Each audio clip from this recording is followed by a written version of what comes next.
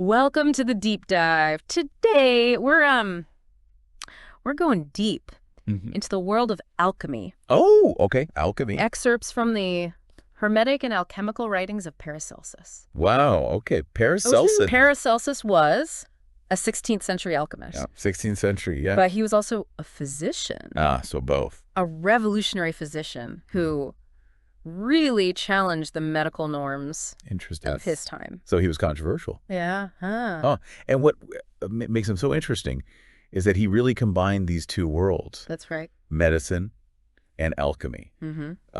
It wasn't just about turning lead into gold, although that was part of it, of course. But he was really seeking a much deeper understanding of the building blocks of the universe. Exactly. Yeah. And how they relate to human health. Fascinating. These writings, as you can imagine, they're full of symbolism and allegory. Right. But luckily we have an expert here. Yeah.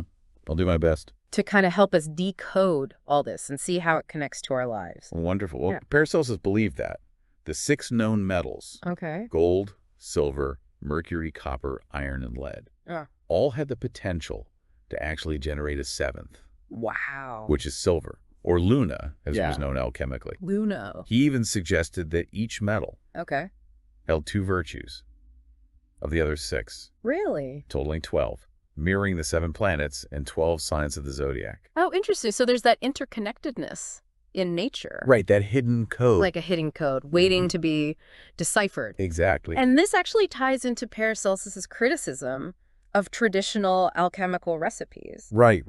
He believed that true alchemy wasn't about blindly following steps. Well, he argued that those complex processes and obscure ingredients were really missing the point. Okay, so it's about understanding. He was more interested in the spirits or essences of metals. Okay. How they interact and how they could be transmuted through fire. Through fire. So instead of just mixing ingredients, it's understanding the underlying principles. Yeah, the why. The why. The why behind the reactions. That's very modern chemistry. It does. Sounds a lot like modern chemistry, doesn't it? Yeah. Yeah. Paracelsus, even back then, was emphasizing observation and experimentation. Right, which are hallmarks of the scientific method that we use today. Absolutely. It's incredible how forward-thinking he was. Yeah. Paracelsus also had some really radical views on specific substances. Okay. Like mercury, for instance. He challenged the common belief that mercury is cold and moist. Right. So, based on his observations, Paracelsus argued that mercury was inherently hot and fluid. It seems counterintuitive. It does, doesn't it? But he saw mercury's constant motion and fluidity as a sign of inherent heat. So he completely flips the script. Yeah. And he doesn't just theorize. He gives us a recipe for congealing mercury. Interesting. Using lead in a silver container. Okay. It's like he's saying, here's how you can manipulate these properties and see for yourself. Precisely. Yeah. He's demonstrating his belief that manipulating the spirits of metals is key to alchemical transformation. Okay. So, in a way, alchemy becomes this dance between observation and manipulation. Yes, a dance. I like that, a dance. Understanding and control. But Paracelsus doesn't stop at metals. He doesn't. He delves into the world of crystals and gems. Oh, wow. Calling them speculums. Okay, interesting. What's so intriguing about this is that Paracelsus saw crystals as more than just pretty stones. Right. He believed they could act as mirrors. Okay. Reflecting not just physical light, but the very movements of the air itself. So this suggests a connection between the microcosm, world of crystals, and the macrocosm, the larger forces of nature. That's fascinating. It's like he's saying, a tiny crystal could hold clues to understanding the universe. Wow. Did he have specific thoughts about certain gems? He did. Paracelsus went on to describe the properties of various gems. Emerald, pearl, sapphire, ruby, each with specific virtues and connections to planets and metals. So each gem has its own unique personality and power. Yeah. What kind of virtues are we talking about here? For example, he said the emerald protects chastity and loses its perfection. Oh, wow. If this is violated. So it's not just about the chemical composition, but about the deeper almost magical essence within these stones. This is all so mind-blowing. We've got metals transforming, crystals reflecting cosmic forces, gems embodying virtues. What else is in Paracelsus? Well, alchemical toolbox. He provides a recipe for a powerful tincture, a mixture using what he calls the liquid of minerals, earth of red sol, and sulfur of sol. And he claims that this tincture can tinge or influence other metals, even suggesting the possibility of transmutation. So he's saying he can create gold with this potion. This is starting to sound like something out of a fantasy novel. It does, doesn't it? Yeah. But remember, Paracelsus wasn't just a mystic. Right. He was grounded in observation and experimentation. Yeah. He also talks about creating from different metals, which seem to be a way of concentrating and harnessing their unique powers. So he had a whole system of alchemical manipulation. An entire system, This is far more complex than I ever imagined. But it sounds like Paracelsus wasn't afraid to call out other alchemists. He wasn't known on their methods. He specifically criticizes those who saw it. The philosopher's stone in plants and animals. He did. He debunked the idea that coagulating mercury with plant juices or fiddling with animal substances would lead to true transformation. He was adamant that real alchemy happens within the mineral realm. So back to those 3 prime principles: mercury, sulfur, and salt. He believed those were the key to unlocking the secrets. The minerals. Maybe even the philosopher's stone. Maybe even philosopher's stone. That's the implication, yes. And he gets very specific, providing 3 alchemical arcana or secrets, using arsenic, vitriol, and antimony.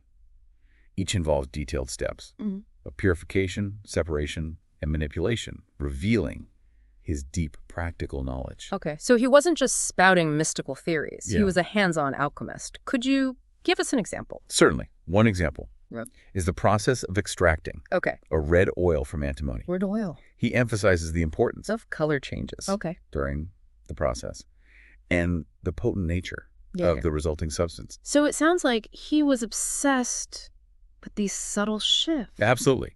Paracelsus was a keen observer of nature, and when he described the philosopher's stone arising from a universal matter present in all things, composed of mercury, sulfur, and salt, in various states, he suggested a fundamental unity underlying the seemingly diverse forms of matter. So it wasn't just about making gold, it was about understanding the very fabric of reality. But before we go too far down that rabbit hole, let's take a step back. Let's take a step back and see what we've uncovered so far about Paracelsus's approach to alchemy. Here's some key takeaways. Paracelsus prioritized observation. He saw nature as interconnected. Had he believed in understanding the spirits or essences of matter, wherever metals, crystals, or even gems. So Paracelsus wasn't your average alchemist. No. Here's a question for you, dear listener. If Paracelsus was right about these hidden connections in nature, what might we be missing in our modern understanding of the world? That's a good question. Think about that. For a moment, and give him a moment. And even more intriguing is his belief in invisible celestial influences, forces emanating from the planets and stars, that he believed were crucial to the alchemical process. If those influences are real, how might they be affecting us even today? Wow. In ways we don't fully grasp. Those are some profound questions to ponder. We're just scratching the surface of Paracelsus's ideas. Join us in part 2 as we delve deeper into his alchemical writings and unearth even more of his secrets. Welcome back to the deep dive. I'm still thinking about those invisible celestial influences. We talked about. Are we talking about astrology here, or it's deeper than just horoscopes? Paracelsus believed that the entire cosmos was interconnected with planets and stars, exerting subtle but powerful forces on everything here on Earth. It's like a cosmic web of energy. Connecting everything. That's a good analogy. It sounds like something out of Star Wars. And here's where his view of alchemy gets really interesting. He saw the alchemist, not just as a chemist, but as someone attuned to these celestial energies, someone who could harness them. That suggests that alchemy is a collaboration between human and cosmic forces. It is. Collaboration. Specific rituals or something to align with the... Timing. Yeah. Was definitely crucial. Choosing the right moment. Okay. Based on the positions of the planets and stars. Okay. Was essential for any alchemical operation. It's not as simple as mixing ingredients in a beaker whenever you feel like it. No. Deeper level of attunement. To the natural world. Paracelsus believed in aligning with those cosmic rhythms. Right. And this brings us to another interesting and often debated aspect of Paracelsus, his use of magical symbols and incantations. Wait, hold on. Magic? Yeah. Like spells and incantations. That sounds a bit like Harry Potter now. Well, maybe not quite like Hogwarts, Paracelsus believed. Words had power. That's specific sounds. And symbols could influence the subtle energies.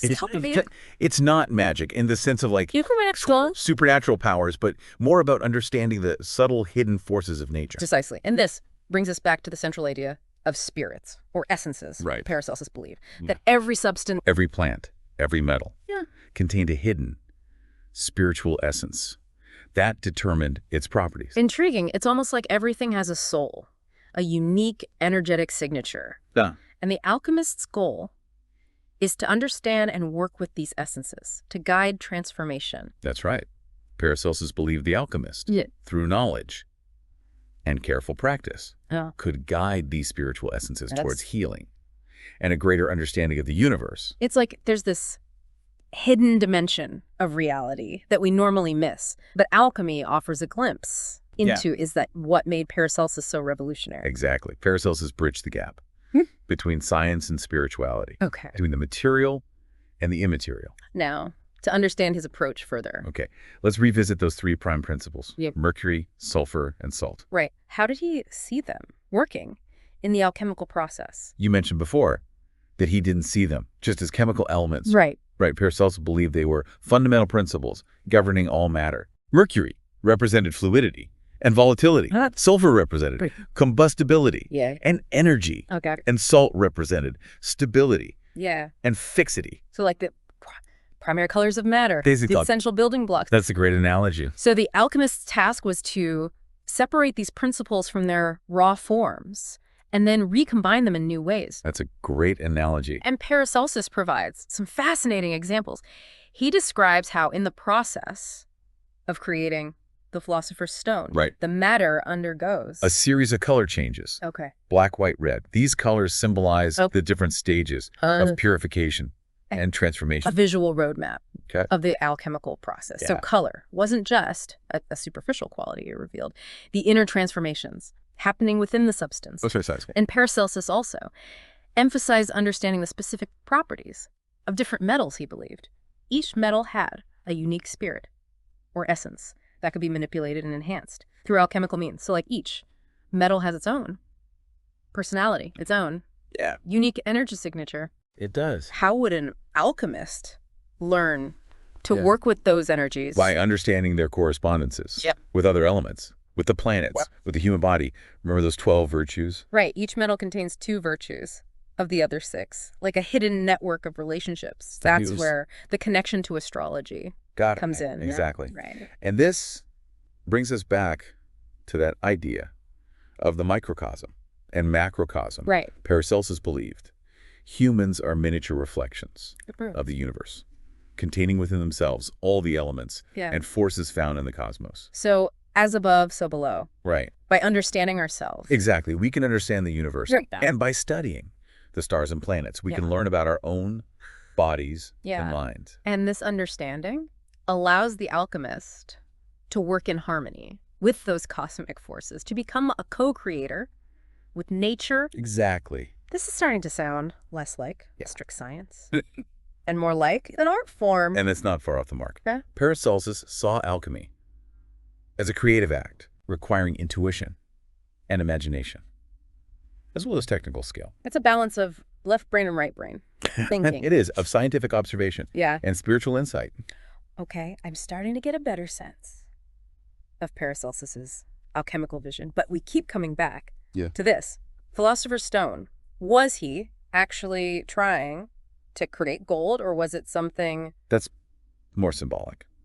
Question that has been debated for centuries. Paracelsus himself is rather cryptic about it. Okay. He describes it as a physical substance capable of transmuting metals. But he also hints at a deeper spiritual meaning. So it's both a material and a spiritual goal. It is, and it reflects Yeah. the dual nature Yeah. of alchemy itself. It's a science of transformation, but also a path of inner transformation for the alchemist. Okay, that makes sense. But I'm still curious. If Philosopher's Stone was a real physical thing, how did Paracelsus think it was made? He provides some clues, but they're often shrouded in symbolism. He describes it as arising from the universal matter, a primal substance present in all things. Right. And he emphasizes understanding the natural processes that create metals and minerals. So it's about mimicking nature's methods. Yeah.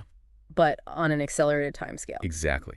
Paracelsus saw the alchemist as refining and perfecting what nature had already started. Right. It's like becoming a master craftsman, working with nature's intelligence to create something extraordinary. That makes me think that the Philosopher's Stone isn't just about gold. Right. It's about achieving a higher understanding and mastery over matter. That's a very insightful observation. And this leads us to another fascinating concept. Arcana. Arcana, like in the tarot. Similar idea. But for Paracelsus, arcana were specific alchemical secrets or processes, often veiled in symbolic language. He had described a few, like extracting that red oil from antimony. Did his secret recipes for manipulating the spirits of matter? Did these Absolutely. Arcana involve specific materials he chose, specific minerals or substances for the unique properties and correspondences with planets and the human body. It sounds like alchemy is a combination of understanding universal principles and mastering specific techniques. It is. It's science and art, theory and practice, all woven together. And this is where Paracelsus's practical experience as a physician, an alchemist, really shines through. He was not just a theorist, but someone who worked with these substances, observed their transformations, and applied them to healing, like a master chef. Fantastic analogy. In the kitchen of alchemy, and just like a master chef, Paracelsus emphasized precision, timing, and intuition.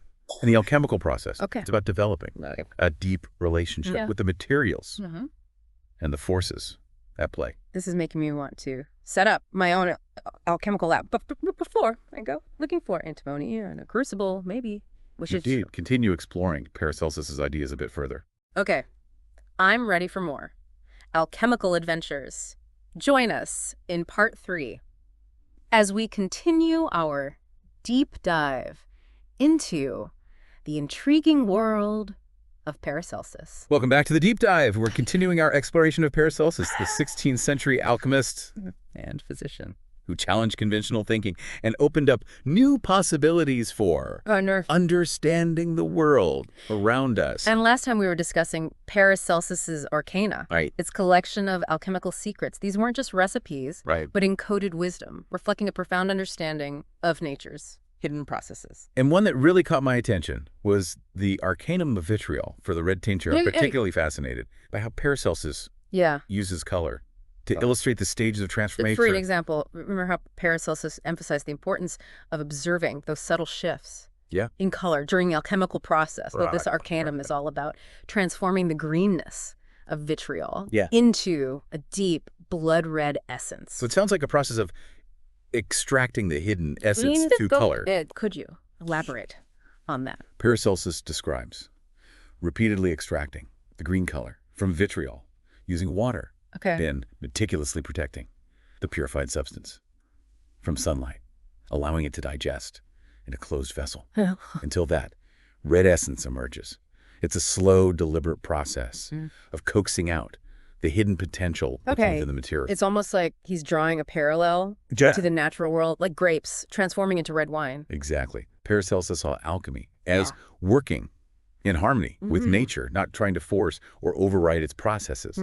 And this arcanum culminates in the extraction of what he calls a blessed oil from the vitriol, leaving behind a pure white earth. Red oil and white earth. It sounds very symbolic. Does Paracelsus... This is where it gets really intriguing. He describes it as the supercelestial marriage of the soul, where the red oil, representing the soul or spirit, is reunited with the purified white earth, representing the body. So it's not just a chemical process, it's an allegory for a spiritual reunion. That's one way to interpret it, and Paracelsus claimed that this reunited substance, after careful processing, can actually transmute mercury and other metals into gold. There's the Philosopher's Stone again, but it sounds like there's a deeper meaning here. Absolutely. Something beyond. Just creating gold. And this brings us to another fascinating concept. Yeah. The philosophic vessel. Right. Paracelsus was quite secretive about its nature, but he suggested that it wasn't merely a physical container, but a symbolic representation of the alchemist's own inner being. I see. So the alchemical transformation is happening within the alchemist themselves. It adds a whole new dimension to the process. This reminds me of those invisible celestial influences we discussed earlier, how he was playing to the alchemical process. Paracelsus believed these celestial influences were crucial to success in alchemy, choosing the right time for an operation based on the positions of the planets and stars was essential. It's about aligning with those cosmic rhythms. Recognizing that we're part of a larger interconnected web. Becoming a conduit. To those celestial energies. But he also mentioned something called the secret fire of the philosophers. Right. Is he talking about a literal fire? Not in the conventional sense. This secret fire represents the alchemist's own inner energy or life force. It's not something you can buy at the store. Right. It's cultivated through practice, through deep understanding of the self and the universe. It sounds like a metaphor for consciousness. Or perhaps something akin to like chi or prana.